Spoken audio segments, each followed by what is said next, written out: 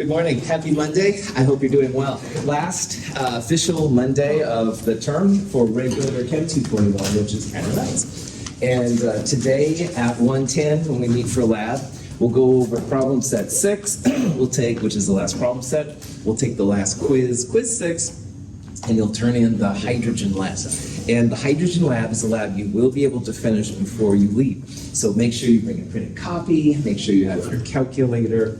Should be good to go. You can do some of it ahead of time, actually most of it ahead of time if you want to. Any questions? Yeah. You don't need goggles today? No, that's right. We're going to use light, and our goggles aren't, of course, tuned out for light or anything, so they wouldn't do anything. And honestly, it's no problem. Yep. Other questions? We left off on Friday talking about ions, and an anion is when an atom has extra electrons. A cation is when the atom has fewer electrons. And we looked through examples, a couple of them here. Most of the time when you're adding electrons, you just want to add them to the lowest unoccupied space. So this was an example of phosphorus becoming phosphide. We've seen since the beginning of Chem 221 how phosphorus likes to gain 3 electrons. Those 3 electrons each go in the 3p orbitals. So at the end of it, then, Gwendolyn can see that phosphide has an argon setting. All these ions almost always want to be like the noble gases, and this configuration is the argon. Now, you could write it neon 3s2, 3p6, which is fine, but it is the argon thing. So making an anion, new electrons go in the lowest unoccupied. So if we end up on a noble gas, and using noble gas notation, do you want us to go like neon 3s2, or do you want to just write argon? Either way would be fine, but honestly, argon would be easier, so that's why. To show you where they go, that's why I write it that way. So, good question. Other questions? All right. Now, on Friday, I showed you an example of phosphorus becoming phosphorus plus 3, and I honestly, I'm not quite sure why I was doing that, but anyway, so I changed it to aluminum, going to aluminum plus 3, which is much more meaningful. We've seen aluminum, one of the stairs is always plus 3. So aluminum has a neon 3s2, 3p1 configuration. When you're taking away electrons, they always come from highest n and highest n plus l. So most of the time, what that means, last electrons in, first ones out. They're the easiest ones to get rid of. And I talked about a little bit on Friday how, like, if you were all really bored of me, and I understand it's the end of the term, it would be harder for Gina and Allie to leave, because I'm right here, I see them both, all right? What, you're leaving my class? I put on those things. But Gabriel, on the other hand, can probably sneak out in the back, and I wouldn't even see him, because Gabriel's farther away. And this stupid example, I would be the nucleus, the positive part. I would hold on to electrons closer to me more than electrons that are farther away. So in this case then, aluminum plus 3, you lose the top 3 electrons, which also gives it a noble gas configuration, which is just neon. So this electron was the last one in, first one out. These are the next ones that were last ones in. They're going to be the first ones out. And what's left then is a neon configuration.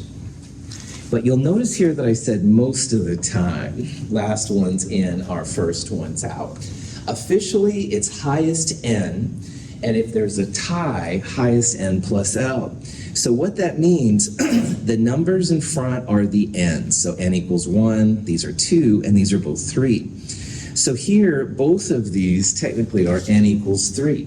So if there's a highest n tie, then you go to highest n plus l. And so that means literally the last one's in. Higher n plus l gets filled in last. So if you had aluminum plus 1, it would take out this one right here. Aluminum plus 3, then you can knock these out right here. And this has implications for transition metals. And I want to talk about that here in a little bit. Now, on Friday, we went through this question. It says, which ions and or atoms would represent this? Remember that if you add the superscript, 6 plus 2 plus 2, that's 10. And if it was a neutral atom, that would be neon. But sodium has 11 electrons normally, and you take away 1, it would have 10.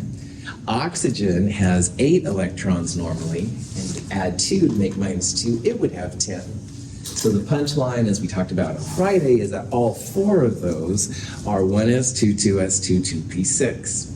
You either take away the highest n electrons to make them that way, or in oxygen's case, you add 2 electrons to give it a noble gas notation. So, any questions on any of that? Okay. Now, I want to go back to the ns electrons and the n plus L rule, how it applies.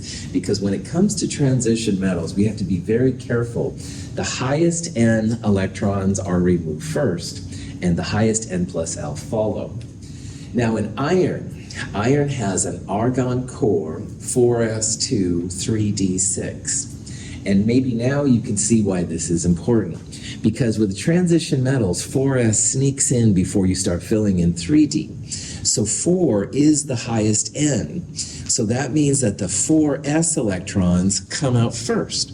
So if you're going to make iron plus 2, it's not the 3ds, the last ones you filled in that come out, it's the 4s. That's because n equals 4 is bigger than n equals 3. So higher n comes out first. If you're going to make iron plus 3, then you start knocking down the 3d electrons, because those literally are the last ones in. So highest n comes out first, and if there's a tie, highest n plus L. And when it comes to transition metals, almost always those s electrons come out first, then you start whittling away at the d ones. And there's a lot of implications for this. For example, in this case, the iron plus 2, it's these electrons which come out first. So you still have then 1, 2, 3, 4 unpaired electrons. And if you take out an additional electron, then you take away one of the paired electrons. A little bit of energy required to pair 2 electrons in one orbital. So you end up with a 5 unpaired electron system with iron plus 3 if you follow the rules correctly. All right? So backing up, when you fill electrons in, 4s is filled in first and 3d after. But taking away electrons, highest n always comes out first. Highest n is farthest from the nucleus. So 4 does come out before 3. Almost all the transitions, be wary of that. So, questions? The number of unpaired electrons tells how paramagnetic or diamagnetic something is. Now, zinc has a 4s2 3d10, and when you make zinc 2 plus, the highest n, which n equals 4 is higher than n equals 3, highest n comes out first. So zinc 2 plus is also diamagnetic. You take away those s electrons, you still have a 3d10. And it's diamagnetic. Now, iron plus 2 we saw was had no electrons in the 4s. Those are the first ones to come out. And you'd have 4 unpaired electrons in iron plus 2. Manganese plus 2. Manganese by itself is 4s2 3d5. The first 2 electrons come from n equals 4. Those are out of here. You actually have 5 unpaired electrons. So we would think then that manganese 2 plus was the most paramagnetic on this list. 4 unpaired electrons is definitely paramagnetic. There's going to be a lot of interactions with magnetic fields. But if you have 5 unpaired electrons, that's even more paramagnetic. So you have a greater propensity to have interactions with magnetic fields. So to summarize these last 2 parts, all right, most of the time when you make a positive cation, last electrons in are the first ones out. But be careful with the transition metals, lanthanides and actinides, because almost inevitably there'll be a higher n s electron orbital that you've got to take from first. Then you start whittling away at the d's. And then finally, if you have 4 unpaired electrons versus 5 unpaired electrons, 5 unpaired electrons would be more paramagnetic, more interactions with magnetic fields than just 4 unpaired electrons. Any questions on that? Okay, so here's an example of a question that you could see. It says, what ion corresponds to the following electron configuration? And you can see there's a whole bunch of different transition metals there. So on a question like this, there's a couple different ways you can do it. But if you look at the electrons in this orbital box notation, there's 2, 4, 5, 6, 7. So a neutral transition metal would have at least a 3d7 and a 4s2. So if you took away those 2 electrons, which are always the first ones out, you would have 7 d electrons left. So the first thing I would do on a problem like this is just count up. All right, 1, 2, 3, 4, 5, 6, 7. Cobalt would be a 4s2, 3d7. And cobalt plus 2, you take away the 4s electrons first, giving it 3d7. This is going to be cobalt 2. If you think about the other ones, all right, calcium doesn't have any d electrons, so that one's out. And rhodium is actually on the row beneath. It has 4d electrons, not 3d electrons. So rhodium here doesn't make sense. So it kind of whittles it down to iron, cobalt, or nickel. And again, what I usually do on these is I figure out if this was a neutral atom, i.e. if it had 4s2, what would be a 3d7? And in this case, yeah, it was cobalt, neutral cobalt. And when you make it to positive 2, these electrons come out, so it would have an argon 3d7 configuration. Any questions on that?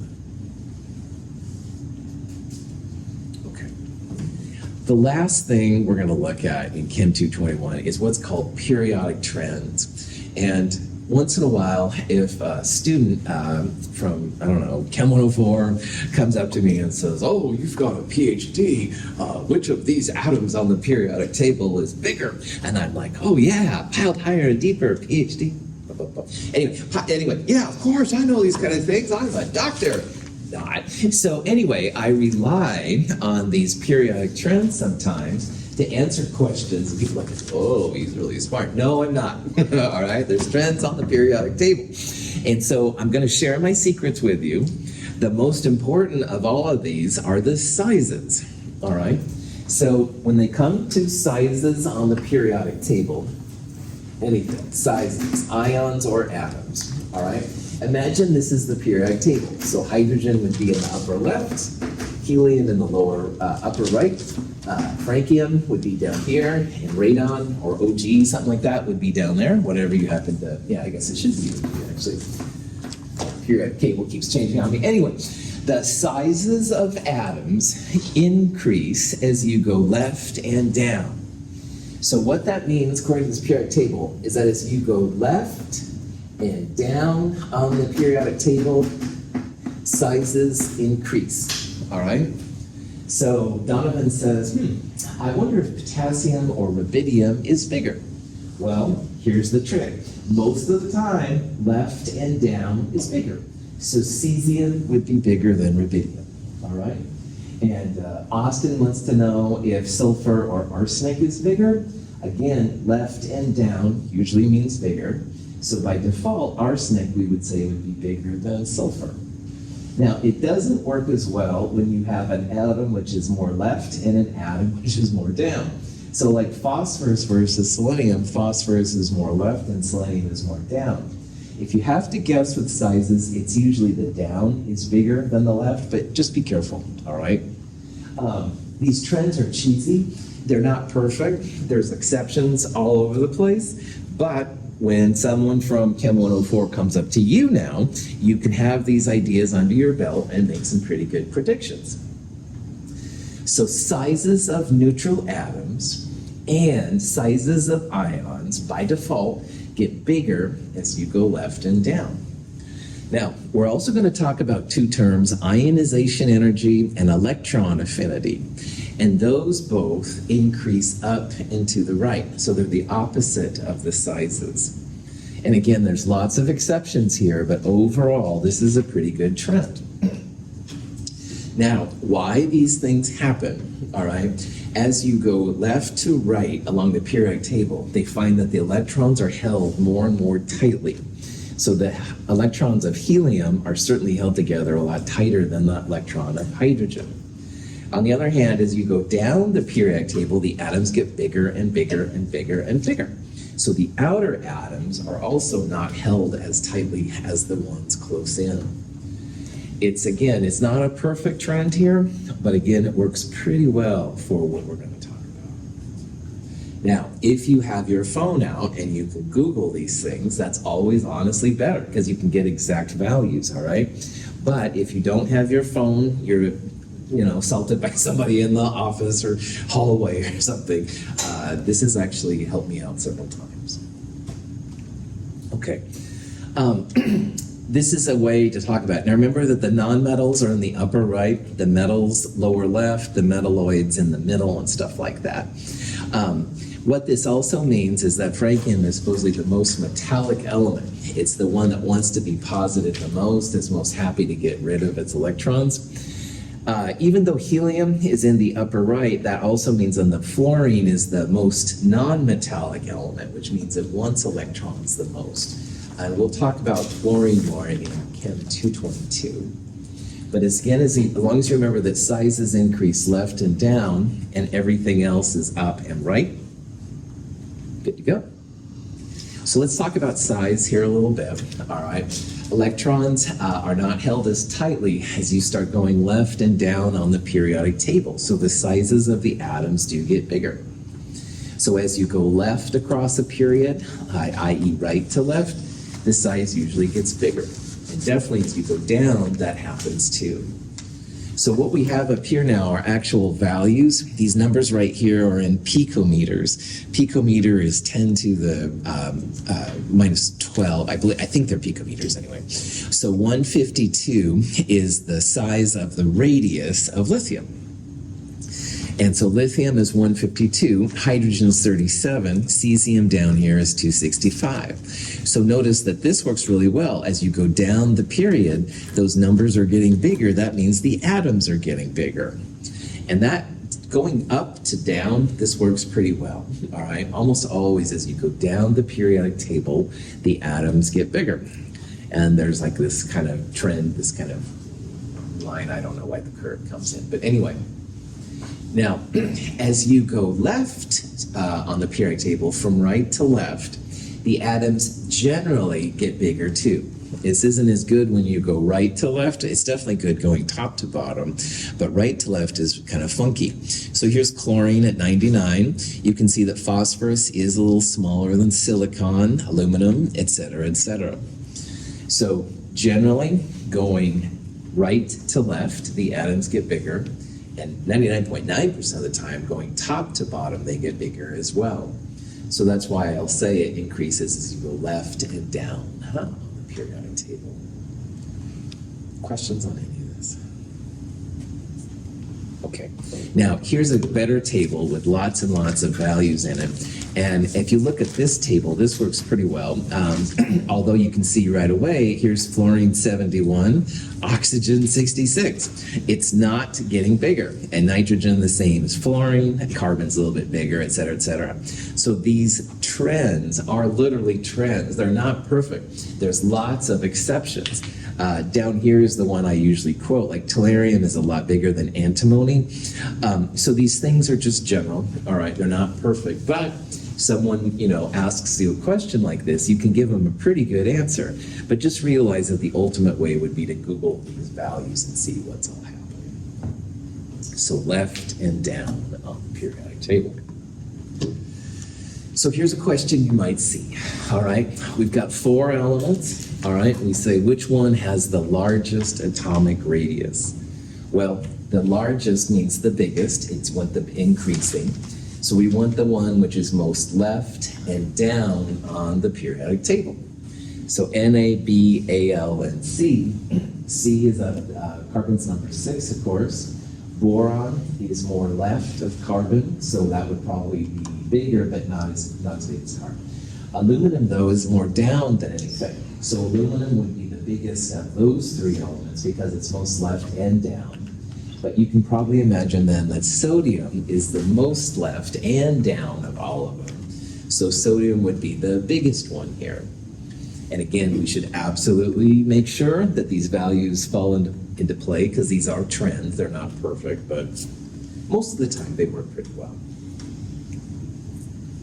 Any questions on that? Now, when it comes to ions, making positive or negative ions, all right, there's an interesting phenomenon that happens. Most of the atom's radius comes from the electrons. The nucleus is so small that when people measure like 152 picometers, that's mostly the electron density. We talked in problem set 2 how the nucleus is super, super, super small and super dense, and the electrons are relatively bigger, but there's not a lot to them. So if you go from a lithium atom to a lithium ion, you're taking away one of those electrons. You go from 3 electrons and 3 protons to 2 electrons and 3 protons. So what ends up happening is each of those positive charges pulls more on the 2 electrons left. So they actually shrink. So making a cation, a positive ion, is always smaller than the neutral atom it came from. I like to think about it like, I haven't been to Chuck E. Cheese in years, and I don't know, maybe they're out of business now, but anyway, man, that place is always just insane when I've been there. And kids running around and those crazy, Five Nights at Freddy's kind of people bouncing around. But anyway, if you have a lot of parents, all right, they can watch their kids, no problem. And the kids are pretty much under your control. But what inevitably happens is someone drops off like 6 kids and they leave, right? And so, anyway, this is me talking as a parent now, sorry. But anyway, so you have fewer parents and more kids, the kids get crazier. On the other hand, if you happen to have a lot of parents and just a few kids, those kids can't do anything. And why I'm bringing up this ridiculous idea is that protons are like parents and electrons are like kids, all right? And in this case, you have a lot of parent protons and not a lot of electron kids. So those electrons can't do anything. So the atoms actually shrink because those protons are holding on to the electrons more. It's not really protons and kids, and it has nothing to do with pizza, darn it. But anyway, that's kind of the idea. Protons are pulling more. So if you have a high proton to electron ratio, your atom or ion will be smaller than the neutral version it comes from when the ratio is equal to each other. So, ignoring all my Chuck E. Cheese ridiculous parent and kids things, cations always smaller than the atoms they came from. You have a smaller electron to proton ratio or a larger proton to electron ratio, that size tends to decrease. Those electrons can't get away with anything. Questions on that? Okay. So cations are smaller when they lose electrons. So potassium ion would be smaller than potassium, magnesium ion smaller than magnesium. You can see probably where we're going. The anions will be the opposite phenomenon. So remembering that protons are like parents and electrons are like kids, if you have even protons and electrons, even parents and kids, they're pretty much in control. But if you have an extra electron or extra electrons, now the protons aren't able to hold on to those kids' electrons as well as they can, and they tend to get a little crazier. So the anions will be bigger than the atoms that they came from. Those electrons are able to wander more than they are if there's an equal number of protons and electrons. So while cations are smaller, anions will be larger. And those protons just can't hold the electrons down, so the atom tends to swell a little bit, get a little bit bigger. So you have an increase in size, the electrons start going around a little farther and stuff, so. Okay, so ion sizes are the same trends as the atom sizes. So I told you earlier, sizes increase left and down, ions do too. But you have to be careful because when it comes to ions, you can only compare cations to cations. You can't compare cations to anions.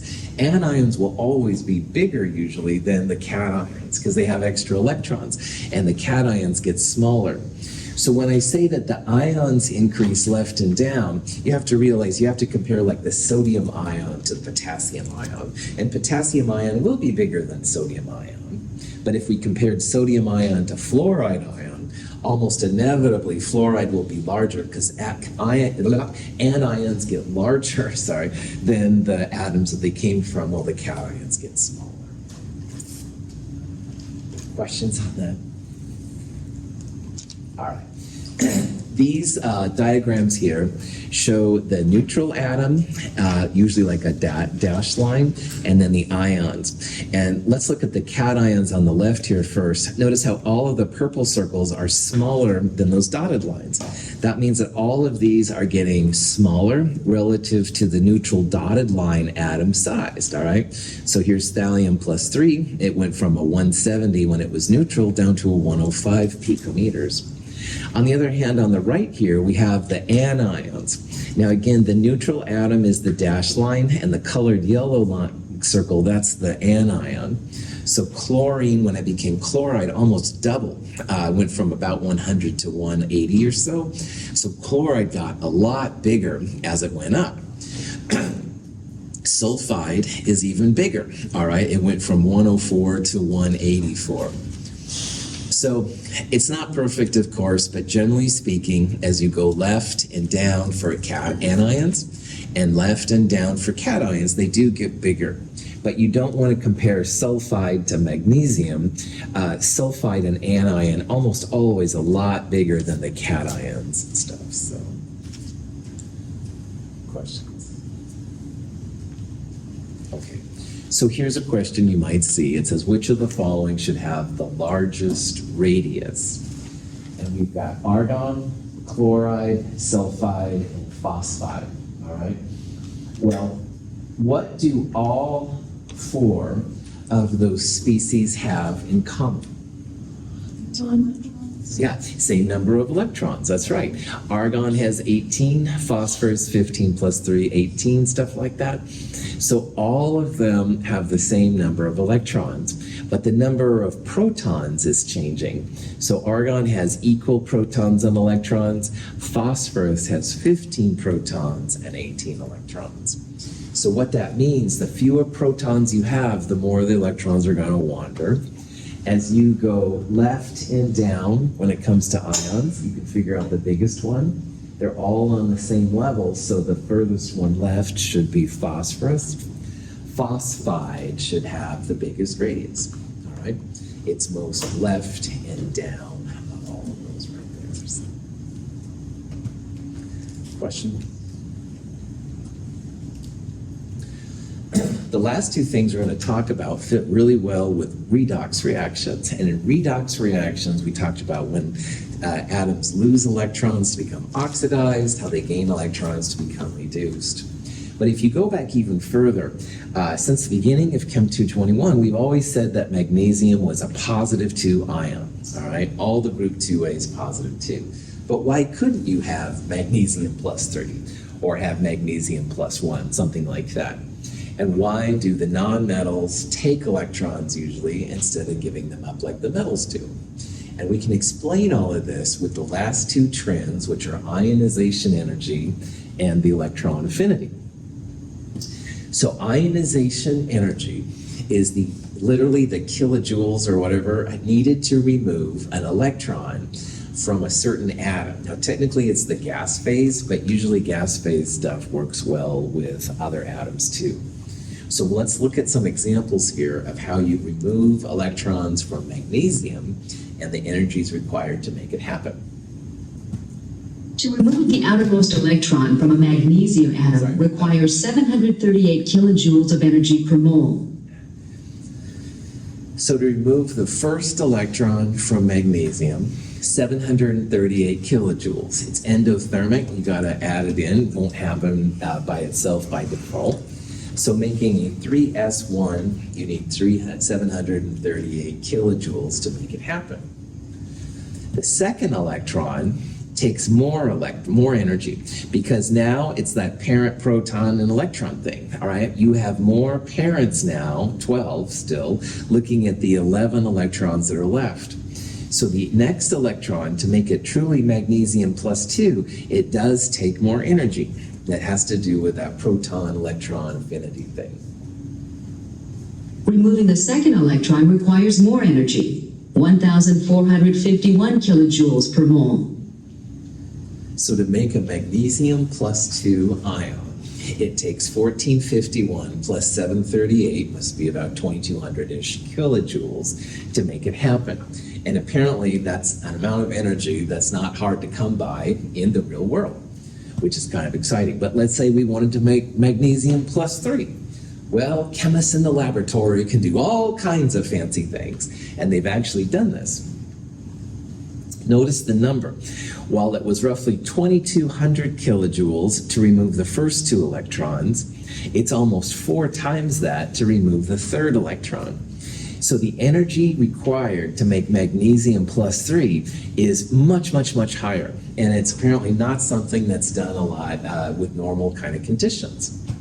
To remove a third electron from magnesium requires much more energy, 7,733 kilojoules per mole.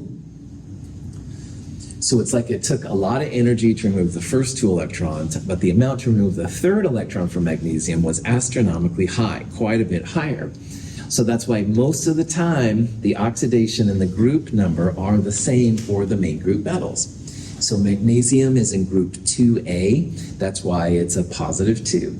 And aluminum is in group 3A, it's positive 3 most of the time, sodium plus 1. Usually the energy difference to go from positive 2 to positive 3, for example, pretty high. If we went from sodium plus 1 to sodium plus 2, it would also be some kind of big energy gap like that. So people have made these kind of graphs, which are kind of ugly. But anyway, here's hydrogen, here's helium. So this would be the energy required to make hydrogen plus 1. This would be the energy required to make helium plus 1. And you can see down here, this would be the energy for lithium plus 1 to neon plus 1, potassium plus 1 to chromium plus 1. And if you use your imagination here a little bit, most of these get bigger as you go up this group. So potassium, sodium, lithium, hydrogen, they get bigger going up, and they generally get bigger going right. So it's the opposite trend from the sizes we saw over here. So if you want, you can make a second little chart right here. Hydrogen, frankium, helium, gentium, right? These generally increase up and to the right. And this applies to both ionization energy and what we'll call in a little bit electron affinity. These are worse trends than the size, because you see there's lots of gaps. There's like steps, up, down, up, blah, blah, blah. So these are worse trends, to be honest, than the size. That's why the sizes are more important, definitely, than the ionization energy. But again, if you have to guess, yeah, it should take more energy to take an electron away from chlorine than it does for sulfur or phosphorus. If you happen to pick phosphorus and sulfur, you'd guess sulfur would be higher. Phosphorus apparently is higher. This is why Googling these things is always good, especially when it comes to ionization energies. Yeah, Gabriel. Does this represent how much the atom wants to go back to its original charge or whatever, its neutral charge? Yeah, a little bit. Honestly, these trends aren't well understood. They feel that sometimes electrons from one, for example, sulfur, might interact with another sulfur. And that could be one of the reasons why these gaps are there, Gabriel. But honestly, I don't think there's a good answer for it. I won't lie. Now, ionization energy does allow us to do some kind of cool things. And also realize that ionization energy will be different taking away 1 electron versus taking away 2 electrons. But generally speaking, up and to the right is the way to predict the trends. And that does show you that metals generally lose their electrons a lot easier than the nonmetals. The nonmetals would be in the highest part of the trend, while the metals would be in the lowest part. Metals are good reducing agents. Remember, a reducing agent is something that's oxidized. It likes to lose electrons. On the other, nonmetals won't usually lose their electrons without some difficulty. They would prefer to be oxidizing agents. They would prefer to gain the electrons, as we'll see, rather than reduce them. So group 1A is a great example to show how this is kind of cool. So I'm going to show you a bunch of cheesy pictures with sodium, potassium, and lithium. You can see the differences in reactivity. Now sodium, potassium, and lithium. Potassium is lowest and lithium is highest. So up and to the right means that lithium would have the highest ionization energy, potassium would have the lowest, and you can see how that affects the reactivity.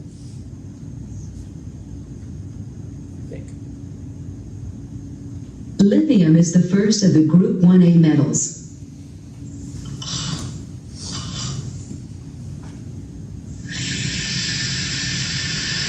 It reacts with water to form lithium plus 1 ions, losing an electron from a 2s orbital.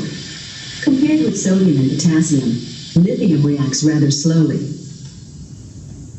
Sodium is the second of the group 1A metals, occupying a position just below lithium on the periodic table.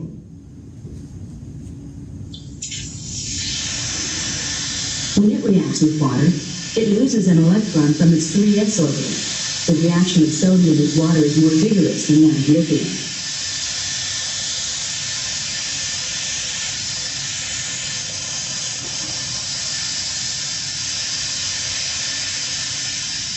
Sodium's a little bit. Potassium is the third metal in group 1A. Lower than both sodium and lithium on the periodic table, it is even more reactive with water. The valence electron lost by potassium upon reaction with water comes from a 4s orbital. So in this trend, lithium was kind of slow, but it kind of got it going after a while. Sodium definitely more exciting, and potassium even catches on fire sometimes, which is really cool. Notice that all three of these metals float on water. They have densities less than the density of water, which is kind of fun, but they're also really reactive with water. But lithium kind of takes its time. Potassium goes really fast.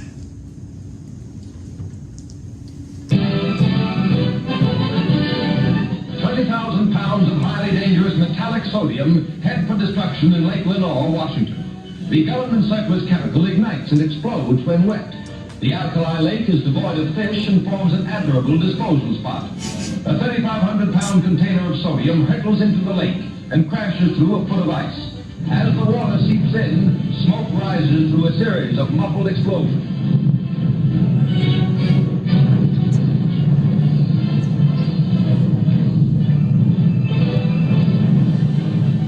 The acrid clouds billow several thousand feet over the steep sides of the lake. Disposal of the chemical by the War Accident Administration is made necessary because no public carrier will accept it for transportation to a purchaser.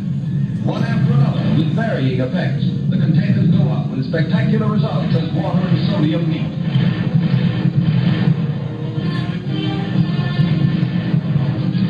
A once lethal war chemical becomes a peacetime pyrotechnic display.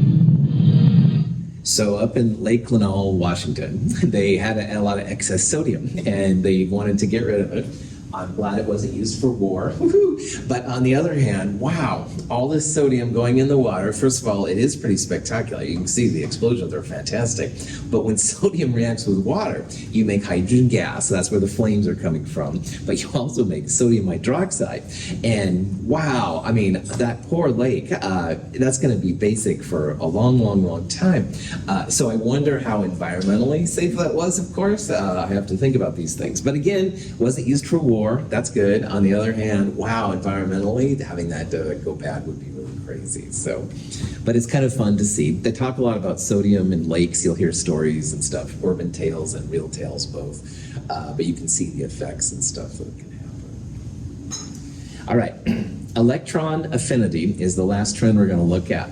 And some nonmetals, when they gain an electron, they actually get energy out. You get an energy savings. Now, electron affinity is kind of a wonky thing to talk about as a teacher because it's described in many different ways. Sometimes energy of activation is, thanks for playing, electron affinity is a negative number, the way it's described, and sometimes it's positive.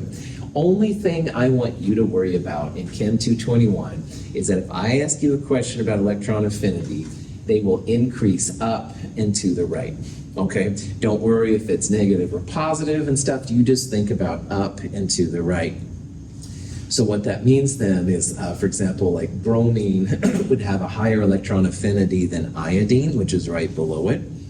That's what it's all about.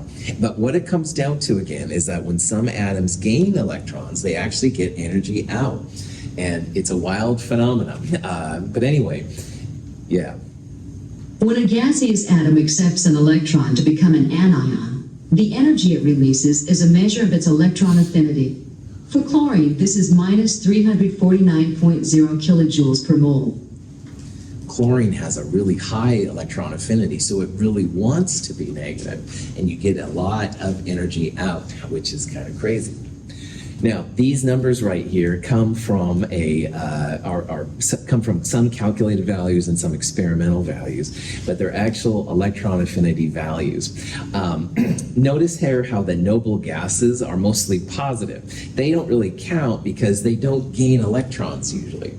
If anything, they would lose electrons with like fluorine. Some of you talked about in your class presentations, which are really cool. So for us in this class, all right, we're looking here more or less that electron affinity goes up and to the right, but this one has the worst trends of all. First of all, if this was totally true, then fluorine, if you ignore the noble gas, fluorine would have the highest electron affinity. But the way that this is set up, they've calculated that chlorine is higher, and that's weird to me. I can't explain it, because fluorine should have, I would think, the highest electron affinity, but they calculated it. Maybe it has to do with number of protons, blah, blah, blah, I don't know. So the worst trends of all are electron affinity. I won't lie. All right, sizes and ions are pretty good, left and down. Electron affinity, okay, up and to the right, but electron affinity is the worst. They do more or less kind of get bigger, but it's not quite what I wanted to. Yeah. Why is nitrogen plus? Say again? Why is nitrogen plus? Another good question. It apparently doesn't want to gain just one electron. Donovan, these are all the first electron affinity, so gaining one electron. I would think that as nitrogen gained an extra 2 electrons to become N-3, then you'd see like negative numbers that would be more exothermic. But what this points out is that electron affinity is kind of a mess, all right? We won't use electron affinity after this class, but why electron affinity is kind of cool is it justifies why nonmetals want to gain electrons more than anything.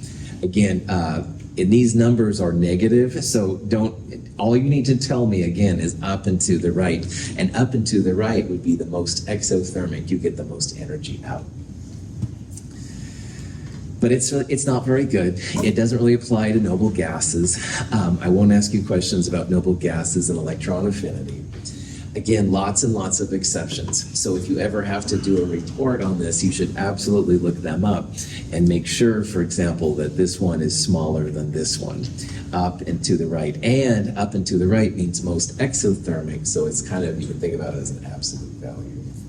Anyway, it's kind of embarrassing for me to talk about electron affinity because I don't feel that it's been understood enough. But it is used to rationalize why nonmetals like electrons, just like ionization is used to explain why metals like to give up electrons. Here's the kind of box things. And again, if you use your imagination, they do kind of go up, kind of. Actually, there's up, down, up, down. Oh, that's pretty embarrassing. No one's totally clear why chlorine has a higher electron affinity than fluorine. And honestly, for what people recognize, I mean, fluorine will steal electrons from anything. And we'll talk about this in Chem 222. Chlorine will steal electrons, but not as effectively as fluorine. So that's why, to me, electron affinity isn't very helpful. If you've heard about the term electronegativity, that's what we'll use in Chem 222 to explain it. And that does make fluorine bigger than chlorine, but again, what? The reaction of sodium and chlorine is governed by the arrangement of the electrons of each species about its nucleus. Chlorine is an oxidizing agent because it has a high electron affinity. Sodium is a reducing agent because it has a low ionization energy.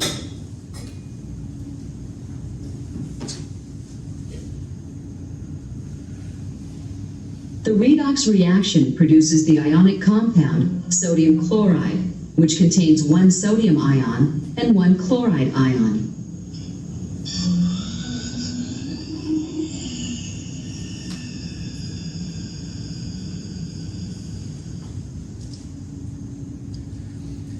So going back to ionization energy and electron affinity, the lowest ionization energies are the metals, all right? So metals like over nonmetals to give up their electrons and become positive. The energy required to extract the electrons is a lot lower than it would be for a nonmetal. So metals' low ionization energy allows them to be oxidized, which makes them great reducing agents. On the other hand, the nonmetals up here in the upper right, they will actually get, in theory at least, more energy out upon gaining electrons. That's what electron affinity is all about. So nonmetals will actually often give off energy as they take the electrons from the metals. So the nonmetals giving up electron energy, or giving up energy to take those electrons in, pays the cost about extracting electrons from the metals. This is why nonmetals generally like to gain electrons. They're reduced, they like to be reduced, or they're oxidizing agents. So this is how people think about these formulas coming together. Any questions?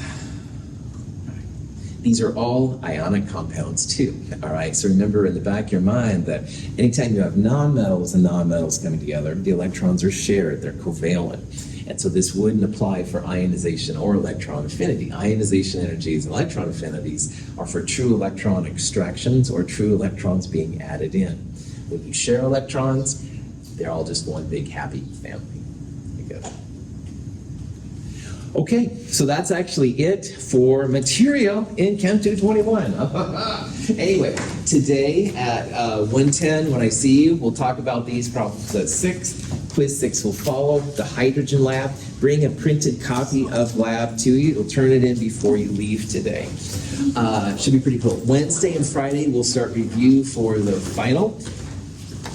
Have a great day.